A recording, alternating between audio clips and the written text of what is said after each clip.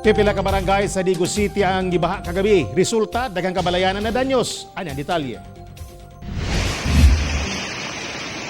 Apit ng lapat ang tubig diri sa tulay. Alas 6 kagabi, mibundak ang ulan sa Digo City ug 2 ka oras ang milabay. Mitaas ang tubig sa kasapaan nga miabot na sa kabalayan ug kadalanan. Ang resulta, daghang residente ang natrap. Hinuon, dali silang gipang rescue. Ang mga sakyanan naglisod pagtabok sa mga nabahaang lugar. Tenda Playa. Gipang baha ang mga barangay Zone 1, Igpit, Balutakay, Liling, pero ang nagrabihan ang barangay Kugon ug Aplaya. Pagkabuntag, nakita ng danyo sa baha, diin daghang kabalayan ug panginabuhian ang nangaguba. Nabungkag na, ang kuang o, balay. Sabi po, nagkupo kayo tubig sa biaw. Ya, ang balay dia ila pulang pus na, kuan. Kada kaning ilupot yun sa tubig.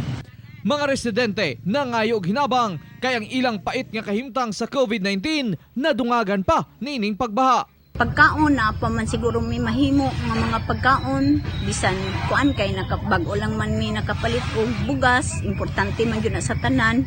Ang among gikinahanglan gyud tubig na mainom. Sumala sa CDRRMO, low-lying areas ang naigo sa pagbaha kagabi. Dulan 300 kabanay ang mihikling karon sa gym o sa Provincial High School. Dinhi sa atong City Gym nikabat og adunay 198 families nga atong gi-evacuate dinhi aron may layo sila sa katalagman.